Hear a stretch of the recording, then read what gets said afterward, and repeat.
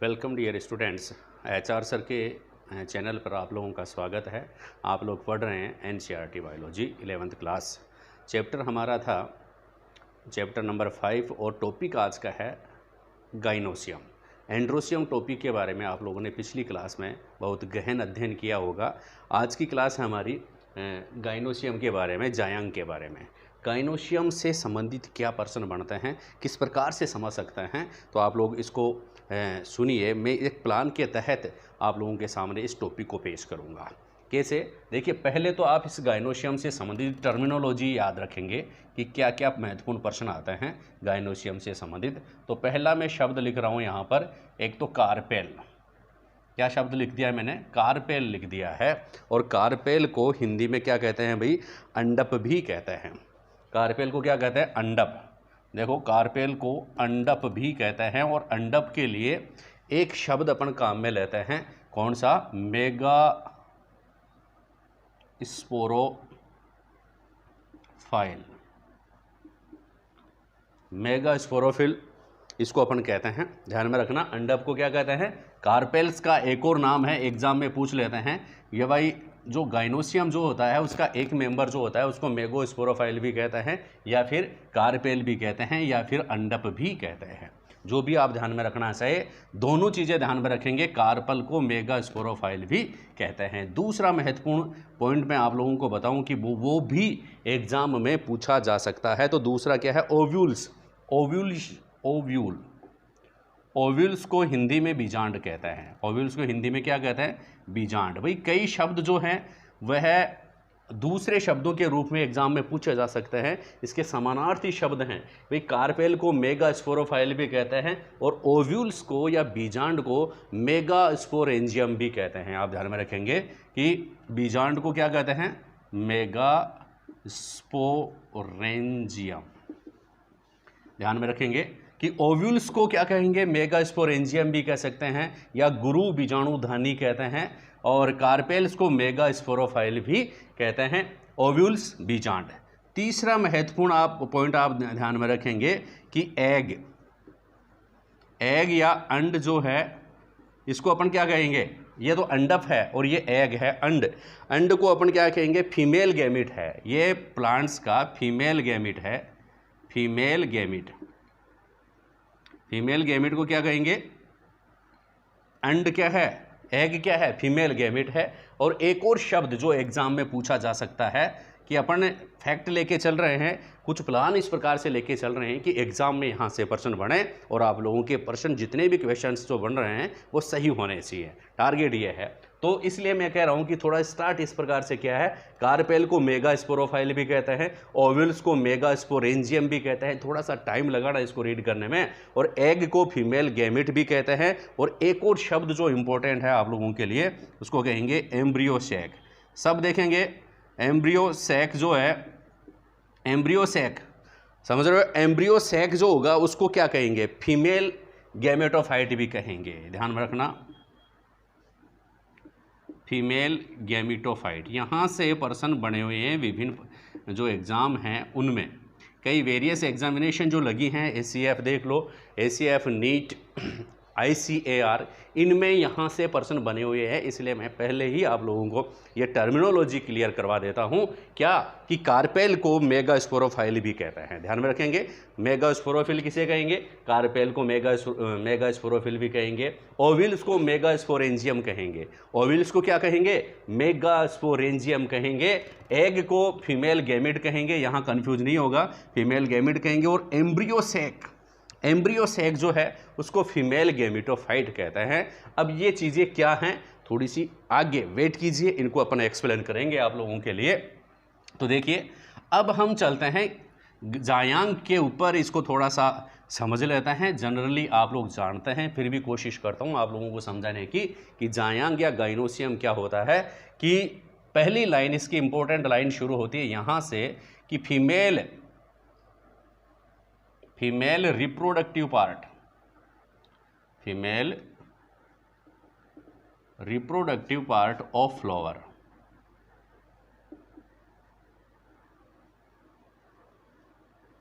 आ गई बात समझ में? फ्लावर्स जो होते हैं उसका फीमेल रिप्रोडक्टिव पार्ट जो होता है उसको क्या नाम देते हैं, गाइनोसियम नाम देते हैं। जैसे male reproductive part of flower जो होता है उसको एंड्रोसियम नाम देते हैं जिस प्रकार से, उसी प्रकार से जो फीमेल फीमेल रिप्रोडक्टिव पार्ट जो है फ्लावर्स का उसको गाइनोसियम हम कहते हैं। और इसका जो सदस्य है इसमें क्या है, या तो एक या अधिक क्या पाए जाते हैं, कार्पेल पाए जाते हैं। अंडप, अभी आपने देखा ना अंडप लिखा मैंने, अंडप इसका जो सदस्य है इसमें, या गाइनोसियम जो होता है किससे मिलकर बनता है, या तो एक अंडप, जनरली इसमें एक कार्पेल ही पाया जाता है, सिंगल कार्पेल पाया जाता है। लेकिन कुछ फ्लावर्स ऐसे भी हैं जिसमें एक से अधिक कार्पेल भी पाए जाते हैं। ठीक है, एक से अधिक कार्पेल कौन से पाए जाते हैं, मतलब एक कार्पेल पाया जाएगा फिर, या एक से अधिक कार्पेल भी पाए जाते हैं। तो दूसरी टर्मिनोलॉजी, दो शब्द और आप ध्यान में रखेंगे, मैं दो बोर्ड पे शब्द लिख रहा हूं आप लोगों के लिए। नंबर फर्स्ट, नंबर देखो दो प्रकार की बात सामने निकल करके आ रही है। एक तो जिसमें क्या कहेंगे कि कार्पेल्स जो होते हैं वो एक से अधिक अगर पाए जाते हैं तो वो फ्री रहें, एक दूसरे से जुड़े हुए नहीं रहें। ठीक है, उनको क्या कहेंगे, और जो एक दूसरे से फ्री रहें उनको, और एक दूसरे से जुड़े हुए हों उनको। तो दो बात हो गई, एक तो एपोकार्पस और दूसरा सिंकार्पस। दो शब्द आए हैं, एपोकार्पस, एपोकार्पस। ठीक है, ये शब्द आप लोग ध्यान में रखेंगे। और दूसरा अपन ध्यान में रखेंगे सिंकार्पस। आ रही बात समझ में, एपोकार्पस और सिंकार्पस किसे कहेंगे। मैं क्या कह रहा हूँ, जनरली जो गाइनोसियम जो होता है उसमें सिंगल या एक, जिसको कहेंगे एक कार्पेल का यह बना होता है। लेकिन कुछ फ्लावर्स में एक से अधिक कार्पेल भी पाए जाते हैं, और ये एक से अधिक कार्पेल जब फ्री रहें तब इसको क्या कहेंगे अपन, एपोकार्पेल्स कहेंगे। फ्री कार्पेल्स पाए जाते हैं इसमें, सभी जितने भी कार्पेल्स होते हैं वो एक दूसरे से अगर फ्री रहें तो इनको क्या कहेंगे, फ्री कार्पेल्स। ठीक है, तो एपोकार्पस कहेंगे। ऐसी ओवेरी क्या कहला, ऐसा गाइनोसियम क्या कहलाएगा, एपोकार्पस। ठीक है, और जब कार्पेल आपस में क्या हो, जुड़े हुए हों तो इसको अपन क्या कहेंगे, यूनाइटेड हो, तब इसको अपन क्या कहेंगे, सिंकार्पस कहेंगे। ठीक है, जब जुड़े हुए हो तो इसको सिंकार्पस कहेंगे, जब फ्री हो तो एपोकार्पस कहेंगे। अब इनके एग्जाम्पल भी इंपॉर्टेंट है, पूछ लिया जाता है कि एपोकार्पस फ्लावर्स कौन से होते हैं और सिंकार्पस फ्लावर्स किसमें पाए जाते हैं। ठीक है, एपोकार्पस, जब कार्पल्स क्या है, फ्री रहें तो एपोकार्पस कहलाएंगे। कौन कौन से हैं, दोनों फूल बहुत बढ़िया बढ़िया हैं। एक तो लोटस, लोटस जो है वह एपोकार्पस है, और जो दूसरा क्या है, रोज, रोज भी क्या है, एपोकार्पस है। लोटस व रोज एपोकार्पस हैं, इनके जो फ्लावर्स है एपोकार्पस है। कहने का मतलब क्या हुआ, एपोकार्पस से ही अपने दिमाग में एक बात आ गई है भाई। क्या बात आ गई है, बात यह है कि एपोकार्पस ओवेरी या एपोकार्पस जो भी फ्लावर्स होते हैं उनमें कार्पेल्स की संख्या एक से अधिक होती है। ये तो बात क्लियर हो गई। दूसरी बात यह भी क्लियर होती है कि जो भी कार्पेल्स इस गाइनोसियम में पाए जा रहे हैं वो सभी एक दूसरे से क्या है, फ्री हैं, जुड़े हुए नहीं हैं। ठीक है, तो ये किस में पाया जाता है, लोटस व रोज में। कमल व गुलाब जो हैं उनमें एपोकार्पस फ्लावर्स पाए जाता है। आगे बात समझ में। दूसरी क्या है, सिंकार्पस। सिंकार्पस में क्या है कि जब कार्पेल्स आपस में जुड़े हुए हों तो इसको अपन क्या कहेंगे, सिंकार्पस कहेंगे। और सिंकार्पस प्रकार के जो फ्लावर्स हैं किसमें पाए जाते हैं, देखिए मस्टर्ड, मस्टर्ड, सरसों में सिंकार्पस पाया जाता है। सरसों में सिंकार्पस फ्लावर पाए जाते हैं, या पर हम यूँ कहें कि सरसों में सिंकार्पस गाइनोसियम पाया जाता है। सिंकार्पस गाइनोसियम पाया जाता है। तो एपोकार्पस गाइनोसियम किस में पाया जाता है, लोटस और रोज में। सिंकार्पस गाइनोसियम किस में पाया जाता है, मस्टर्ड एंड टोमेटो, मस्टर्ड व टोमेटो में इस प्रकार का गाइनोसियम पाया जाता है। आगे बात समझ में। नेक्स्ट टॉपिक इसको लर्न करेंगे, एकदम याद हो जाना चाहिए। एपोकार्पस फ्री कार्पेल्स, मतलब कार्पेल्स अगर फ्री हैं, एक दूसरे से जुड़े हुए नहीं है, एक से अधिक है, तो वह क्या कहलाएंगे, एपोकार्पस गाइनोसियम कहलाएगा। और जब कार्पेल्स आपस में जुड़े हुए हों और एक दूसरे से फ्री नहीं हो तो उनको अब कहेंगे सिंकार्पस। टिप्स भी याद कर लेते हैं। फ्री कार में लोटस रोज, देखो फ्री की कार में, फ्री कार का मतलब हो गया, इसका टिप्स याद कर लेंगे आप। फ्री कार में लोटस रोज जाता है। फ्री कार में लोटस रोज जाता है और एपोकार्पस फ्लोवर लाता है। एपोकार्पस फ्लोवर लाता है। समझ गए? याद रह जाएगा ये सेंटेंस, आप लोगों को याद रह जाएंगे तो एग्जाम्पल भी याद रह जाएंगे। फ्री कार में लोटस रोज जाता है और एपोकार्पस फ्लोवर लाता है। मतलब एपोकार्पस फ्लोवर वह कहलाएगा फ्री कार्पल्स जिसमें पाए जाते हैं, और एग्जाम्पल लोटस और रोज हो गए हैं, उसके ध्यान में रखेंगे। दूसरा, और सिंह कार में मस्टर्ड टमाटर जाते हैं। ठीक है, सिन कार्पस के एग्जाम्पल कौन कौन से हैं? मस्त टमाटर, मस्टर्ड टमाटर का सन है। मस्टर्ड किसका सन है? टमाटर का सन है। सिंह कार्पस जो प्रकार के गाइनोसियम किस में पाए जाते हैं? मस्टर्ड व टमाटर में पाए जाते हैं। तो ये तो हुआ एक जनरल इंट्रोडक्शन किसका? गाइनोसियम का। अब हम थोड़ी सी और चर्चा कर लेते हैं कि भाई इसका जो कार्पेल्स है उसका स्ट्रक्चर किस प्रकार से होता है। देखिए, मैंने कुछ शब्द लिखे थे बोर्ड पे। एक तो कार्पेल लिखा था, एक एम्ब्रियो सेक लिखा था, एक एग लिखा था, और एक और शब्द लिखा था ओव्यूल्स लिखा था। तो ये क्या होते हैं, इनकी चर्चा करेंगे। तो पहले स्ट्रक्चर ऑफ कार्पेल देख लेते हैं अपन। STRUCTURE, structure of carpel. Carpel का स्ट्रक्चर क्या होता है? देखिए, कार्पेल को मुख्यतः 3 पार्ट, अपन डायग्राम बना देंगे इसके। जनरली एक सिंपल सा डायग्राम हम यहाँ पर बनाएंगे कि जो आप लोगों को समझ में आए कि ये कार्पेल का डायग्राम हम बना रहे हैं। ये कार्पेल है, जनरली फ्लावर में पाए जाने वाला, आपको दिखाई दे रहा होगा।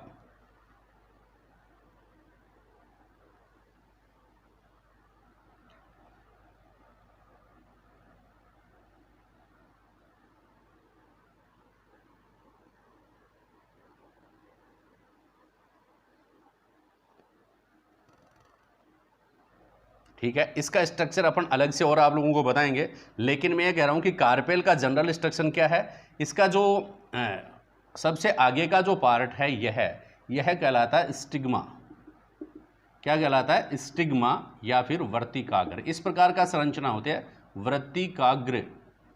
वृत्तिका का अग्रभाग, वृत्तिकाग्र, स्टिग्मा या वृत्तिकाग्र कहलाता है। ये कार्पेल का एक आउटलाइन मैंने बनाई है। फिर यह जो इसका जो पार्ट है, एक लंबी ट्यूबुलर पार्ट जो होता है कार्पेल का, वह क्या कहलाता है? एकदम स्टाइल कहलाता है। Style, STYL, style. ठीक है, और इसका जो बेसल जो पार्ट जो है वह काफ़ी अंडाकार होता है। ओवल शेप्ड जो पार्ट है, बेसल पार्ट जो कार्पेल का है, वह क्या कहलाता है? ओवेरी कहलाता है। ओवेरी, ये ध्यान में रखना। तो 3 पार्ट हैं किसके? कार्पेल के। कार्पेल के 3 पार्ट हैं, स्टिग्मा, स्टाइल और ओवेरी। स्टिग्मा जो होता है, इसी पर पोलन ग्रेन्स आते हैं, और पोलन ग्रेन्स जो होते हैं यहाँ पर ही, यहाँ से पोलन ट्यूब निकल करके इसका फर्टिलाइजेशन होता है। आगे बात समझ में। कार्पेल के कितने भाग हो गए? स्टिग्मा, स्टाइल और ओवेरी। ठीक है, अब आप एक और बात ध्यान से सुनेंगे कि अपन स्ट्रक्चर ऑफ ओवेरी रीड करेंगे कि इस ओवेरी का स्ट्रक्चर क्या होता है। कि ये यहाँ से तो क्या होगा भाई, स्टिग्मा जो होती है यहाँ पर पोलन ग्रेन्स आते हैं, और वे जर्मिनेट होकर के एक पोलन ट्यूब इसमें से निकल गई, और निकलने के बाद ओवेरी में क्या पाए जाते हैं भाई? ओव्यूल्स पाए जाते हैं, बीजांड ओव्यूल्स। ठीक है, इस ओव्यूल्स का स्ट्रक्चर कैसा होता है? यहाँ पर ओव्यूल्स का स्ट्रक्चर कैसा होता है अब हम समझेंगे। क्या इसके 3 पार्ट मालूम पड़ गए आपको? कि कार्पेल के 3 पार्ट हैं। नंबर फर्स्ट स्टिग्मा, स्टाइल और ओवेरी। स्टिग्मा इसका सबसे ऊपरी पार्ट जो है, जो कि पोलन ग्रेन्स को एक्सेप्ट करता है। ये जनरली चिपचिपा होता है, ठीक है, इसके ऊपर पोलन ग्रेन चिपक जाते हैं। फिर एक ट्यूबुलर पार्ट जो है वह स्टाइल कहलाता है, और एक जिसका बेसल पार्ट जो होता है वो काफ़ी अंडाकार या ओवल शेप्ड जिसको पार्ट जिसको कहेंगे, फूला हुआ पार्ट जो होता है, आधारी भाग पोलन पार्ट जो होता है उसको अपन ओवेरी कहते हैं। ओवेरी जो होता है, ठीक है, ओवेरी में क्या पाए जाते हैं? ओव्यूल्स पाए जाता है। ओवेरी में क्या पाया जाता है? ओव्यूल्स पाए जाते हैं। किसके ऊपर? प्लेसेंटा के ऊपर। कैसे, इसको कैसे ध्यान में रखेंगे? मैं एक बता रहा हूं कि ओवेरी जो होती है, ओवेरी, ठीक है, ओवेरी में क्या पाया जाएगा? प्लेसेंटा। और ओवेरी में जो प्लेसेंटा पाया जाता है उसके ऊपर क्या लगते हैं? ओव्यूल्स लगते हैं। क्या लगते हैं भाई? ओव्यूल्स, ठीक है। फर्टिलाइजेशन के बाद जो ओवेरी जो है उससे, तो ओवेरी तो किस में चेंज होती है? फ्रूट में। और ओव्यूल्स किस में चेंज होता है? ओव्यूल्स जो होता है वो किस में चेंज होता है? सीड में चेंज होता है। ये आप ध्यान में रखेंगे, चर्चा करेंगे। और भी काफ़ी कंसेप्ट हैं, एग्जाम में पूछे जाते हैं, उनको आप ध्यान से देखेंगे, ध्यान से रीड करेंगे। अब हम स्ट्रक्चर रीड करेंगे किसका? ओवेरी का। मैंने बता दिया कि कार्पेल के पार्ट है 3, स्टिग्मा, स्टाइल और ओवेरी। ओवेरी में प्लेसेंटा पाया जाता है। प्लेसेंटा के ऊपर ओव्यूल्स स्थित होते हैं, और ओव्यूल्स जो होते हैं वो किस में चेंज होते हैं? सीड में। और ओवेरी किस में चेंज होती है? फ्रूट में। किसके बाद? आफ्टर फर्टिलाइजेशन के बाद। अब इनका स्ट्रक्चर कैसा होता है? किसका? Structure of ovules. अब हम स्टडी करेंगे, बड़ा काम का टॉपिक है, ध्यान से स्टडी करेंगे, ध्यान से देखेंगे, डायग्राम बना करके इसका स्टडी करने जा रहे हैं अपन। तो क्या नेक्स्ट टॉपिक क्या हो जाएगा अपना? स्ट्रक्चर ऑफ शाबाश, स्ट्रक्चर ऑफ ओव्यूल्स हम इस स्टडी करेंगे। बीजांड की संरचना टॉपिक क्या हो जाएगा? बीजांड की संरचना। बीजांड की संरचना देखेंगे तभी अपने को समझ में आएगा कि बीजांड किस प्रकार का होता है। स्ट्रक्चर ऑफ ओव्यूल्स, खूब बार यहाँ से प्रश्न आते हैं। स्ट्रक्चर ऑफ ओव्यूल किस प्रकार से, आपको ये मैं ध्यान में रखूं कि जो बीजांड जो है या ओव्यूल्स जो है उसमें आप लोग कुछ स्ट्रक्चर में बना रहा हूँ कि ओव्यूल्स जो होता है उसका पार्ट, उसका मुख्य शरीर जो होता है उसको बीजांड काय कहता है। पहली बात आप क्या देखेंगे? बीजांड काय। ओव्यूल्स का स्ट्रक्चर जो होता है, ओव्यूल्स का जो शरीर जो होता है, ओव्यूल्स का जो बॉडी जो होती है उसको बीजांड काय, या फिर अपन इंग्लिश में कहेंगे न्यूशेलस। क्या कहेंगे? न्यूशेलस। क्या कहेंगे भाई? न्यूशेलस कहेंगे। अब दूसरी बात क्या है? ये न्यूशेलस जो होता है उसके अंदर ही एक गोल स्ट्रक्चर पाया जाता है, ठीक है, उसको कहेंगे एम्ब्रियोसैक। किस प्रकार का पाया जाता है मैं बताऊंगा अभी। एम्ब्रियोसैक कहेंगे। तो एम्ब्रियोसैक के बारे में आप लोग ध्यान में रखेंगे, बीजांड काय और एम्ब्रियोसैक, ठीक है। तीसरी बात क्या है? यह ओवेरी में एक इसको कहेंगे व्रंत द्वारा जुड़ा रहता है, एक फिलामेंट द्वारा जुड़ा रहता है, जिसको बीजांड व्रंत या फन्निकल कहते हैं। किसके द्वारा? थर्ड, बीजांड व्रंत या फिर फन्निकल। देखिए, अब मैं कुछ डायग्राम बना करके आप लोगों को समझाने की कोशिश करूंगा, हो सके तो इसको ध्यान से रीड करेंगे। देखिए कि बीजांड या ओव्यूल्स जो होता है उसका एक पेरेनकाइमेटस अंडाकार स्ट्रक्चर होता है इसका। ये इसका न्यूशेलस कहलाता है। ये क्या कहलाता है? न्यूशेलस, ठीक है। यह इसमें क्या होता है कि एक गोल स्ट्रक्चर, गोल या अंडाकार स्ट्रक्चर और पाया जाता है। बीजांड, ये बीजांड अपन की चर्चा कर रहे हैं, ये बीजांड का जो मेन बॉडी है बीजांड की, इसको क्या कहेंगे? बीजांड का या न्यूशेलस कहेंगे। ये न्यूशेलस जो होता है वो पेरेनकाइमेटस या इसको कहेंगे मृदुत कोशिकाओं का ये बना होता है। कौन किस प्रकार की सेल का? मृदुत की जो कोशिकाएं हैं उनका यह बना होता है। और इस प्रकार से आप इसको डिजाइन कर सकते हैं। किस प्रकार की सेल्स पाई जाती हैं भाई? पेरेनकाइमेटस सेल पाई जाती हैं, मृदुत कोशिकाएं इसमें पाई जाती हैं, इस प्रकार। ठीक है, ये खूब सारी सेल्स इसमें पाई जाती हैं।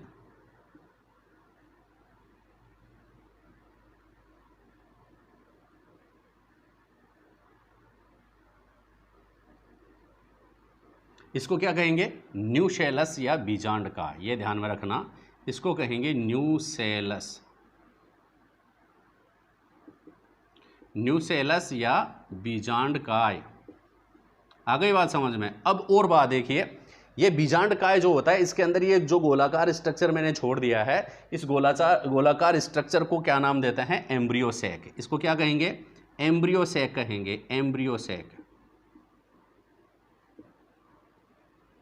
आ गई बात समझ में? एम्ब्रियोसेक में क्या होता है कि इसका जो ये जो पार्ट है, यहाँ पर 3 एंटीपोडल सेल पाई जाती हैं। क्या पाई जाती हैं? 3 एंटीपोडल सेल पाई जाती हैं, और बीच में एक सेकेंडरी न्यूक्लियस पाया जाता है। बीच में क्या पाया जाता है? एक सेकेंडरी न्यूक्लियस पाया जाता है, और यहाँ पर इसमें 2 सिनर्जिड्स या साई कोशिकाएँ, और बीच में एक क्या पाया जाएगा? अंड कोशिका पाई जाती है। ठीक है, यह है। ठीक है, यह जो स्ट्रक्चर हुआ इसका, इस सिरे पर, इस स्ट्रक्चर को अपन कहेंगे क्या? Antipodal cells. क्या कहेंगे? यहाँ लिख देता हूँ मैं, एंटीपोडल सेल्स। एंटीपोडल सेल्स पाई जाती है, या पर प्रतिमुखी कोशिकाएं, एंटीपोडल सेल्स पाई जाएंगी। और यह जो कहलाएगा, यह एग अपार्टस कहलाता है। क्या कहलाता है? एग एपार्टस, एग अपार्टस कहलाएगा। ठीक है, अब मैं आपको बता देता हूं कि यह जो न्यूसेलस है, इसमें यह जो पार्ट है, इसको क्या कहेंगे आप? यह पार्ट जो हो गया, यह एम्ब्रियोसेक कहलाएगा। और एम्ब्रियोसेक में क्या क्या पाया जाता है भाई? ध्यान रखना, एम्ब्रियोसेक में एग अपार्टस, एंटीपोडल सेल्स और सेकेंडरी न्यूक्लियस। यह बीच में कौन सा न्यूक्लियस है? सेकेंडरी न्यूक्लियस है, यह पाया जाता है। आप ध्यान में रखेंगे। अब और मैं बता देता हूं, देखिए, यह जो बीजांडकाय जो होता है या न्यूसेलस जो होता है, या अपन ये कहेंगे कि ओव्यूल्स जो होता है, इसके चारों तरफ आवरण पाए जाते हैं। ठीक है, अगर एक आवरण पाया जाएगा तो उसको क्या कहेंगे? यूनिटैगमी कहेंगे। अगर आवरण नहीं पाया जाएगा तो इसे एटैगमी कहेंगे। और अगर 2 लेयर इसके पास चारों तरफ पाए जाएं, 2 आवरण पाए जाएं, तो इसको बाइटैगमिक कहेंगे। आगे बात समझ में? मैंने क्या कहा कि अगर बीजांडकाय या न्यूसेलस के चारों तरफ कोई भी आवरण नहीं पाया जाए, देखिए अपन बात कर रहे हैं न्यूसेलस की, न्यूसेलस या बीजांडकाय के चारों तरफ अगर आवरण नहीं पाया जाए तो उसको एटैगमिक कहेंगे। एटैगमिक न्यूसेलस किस में पाया जाता है? आप ध्यान में रखेंगे, चंदन में पाया जाता है, चंदन। और चंदन को सेंटेलम भी कहते हैं। चंदन को क्या कहेंगे? सेंटेलम।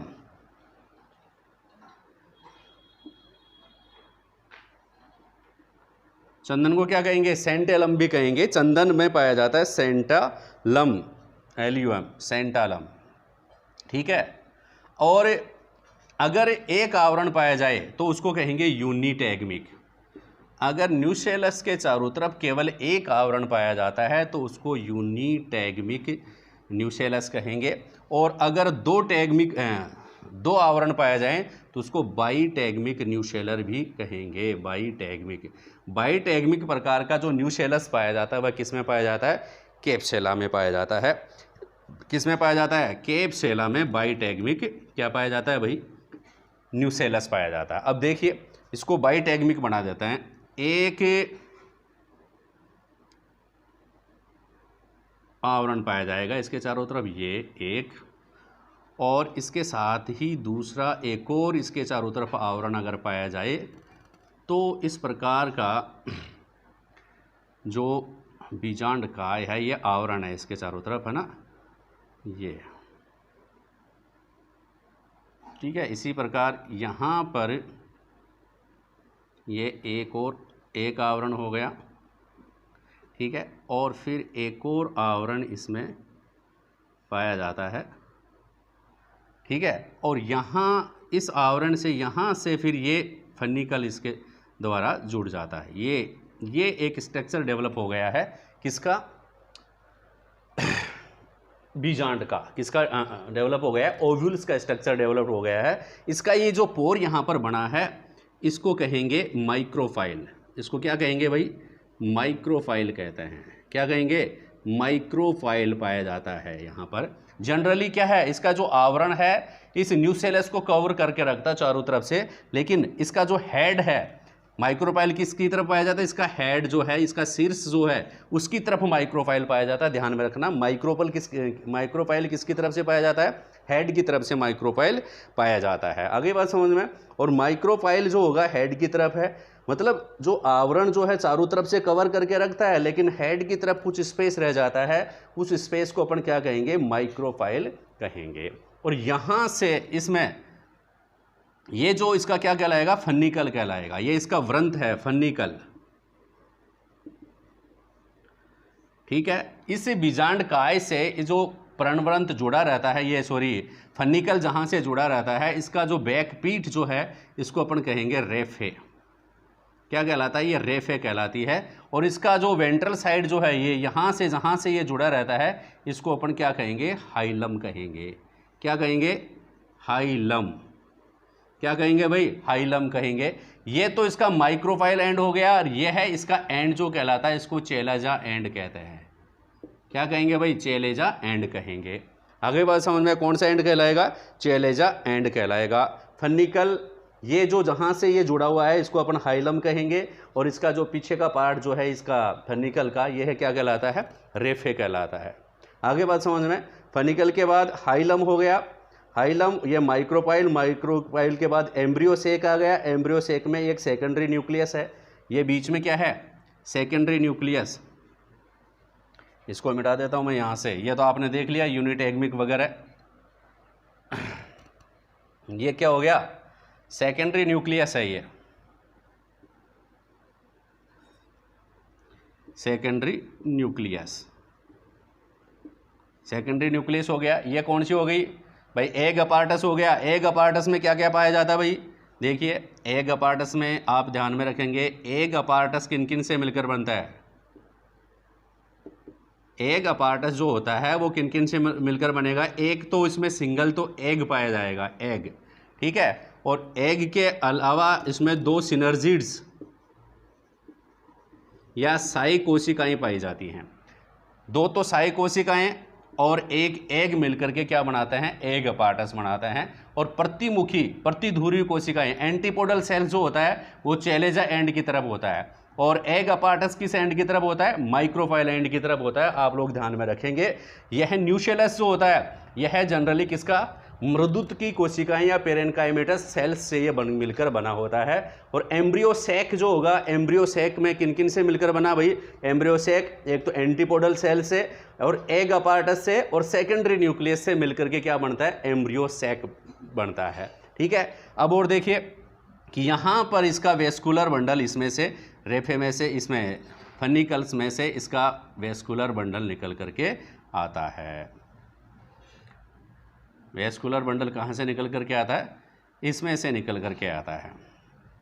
फन्निकल्स में से इसका एक वेस्कुलर बंडल इसमें से निकल करके आता है। आप लोगों से एक प्रश्न और पूछ ले कि इसके जो एनवेलोप हैं या टेगमा है इसके न्यूसेलस के, जो आवरण है यूनिट एटेगमिक, अगर आवरण नहीं है तो एटेगमिक कहलाएगा न्यूसेलस, और अगर एक आवरण है तो उसको यूनिट एगमिक कहेंगे, और अगर दो आवरण है तो इसको बाईटेगमिक कहेंगे। ये टेगमिक जो होते हैं या आवरण जो होते हैं वो किस एंड से निकल करके आते हैं, चेलेजा एंड से निकल करके आते हैं, और इधर जो माइक्रोफाइल एंड है उसकी तरफ ये जाते हैं।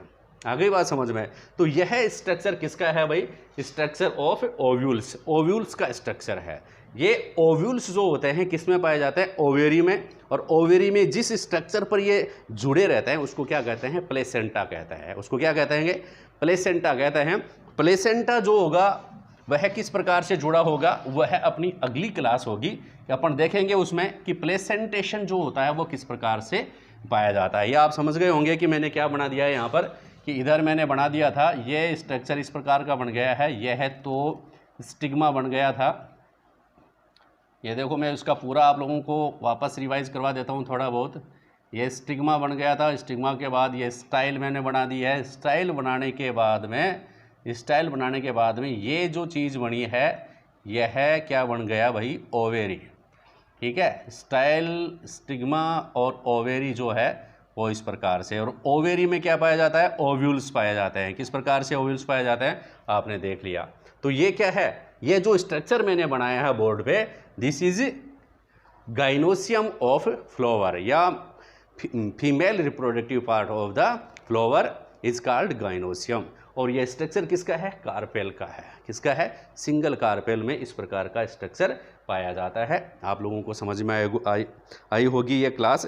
तो आप संबंधित प्रश्न आप इसमें ध्यान में रखें कि मैंने आप लोगों को क्या क्या बताया है। एक तो कार्पेल के बारे में आप लोग ध्यान में रखेंगे कि कार्पेल के 3 पार्ट होते हैं, एक तो स्टिग्मा, स्टाइल और ओवेरी।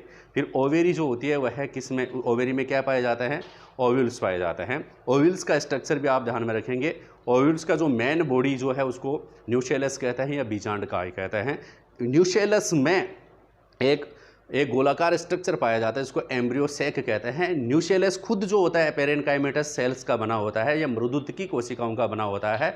और एम्ब्रियोसेक जो होता है वो उसमें कौन कौन से स्ट्रक्चर पाए जाते हैं, एम्ब्रियोसेक में पाया जाता है antipodal cells, secondary nucleus and फिर एग अपार्टस। और एग अपार्टस एग से और 2 सिनर्जिड से मिलकर बना होता है या साई कोशिकाओं से मिलकर बना होता है। ठीक है, और सेकेंडरी न्यूक्लियस जो होता है वह है ट्वेन होता है, ध्यान में रखेंगे। इस प्रकार इसके अलावा हम देखेंगे कि जो न्यूशेलस जो होता है उसके चारों तरफ अगर एक आवरण है तो उसको यूनिटैगमिक न्यूशेलस कहेंगे, अगर 2 आवरण है तो उसको बाइटैगमिक कहेंगे, और अगर आवरण नहीं है तो उसको एटैगमिक कहेंगे। एटैगमिक जो न्यूशेलस से चंदन में पाया जाता है या सेंटेलम में पाया जाता है, और बाइटैगमिक किस में पाया जाता है, कैप्सुला में पाया जाता है। तो डियर स्टूडेंट्स, ये कुछ महत्वपूर्ण पॉइंट थे। अगली क्लास आप लोगों के लेके आएंगे हम प्लेसेंटेशन की, कि इनमें प्लेसेंटेशन के टाइप्स किस प्रकार के हैं, प्लेसेंटेशन क्या होता है और ये कितने प्रकार का होता है। तब तक हमारे को इजाज़त देंगे। धन्यवाद। बार बार क्लास देखें, आगे बढ़ें।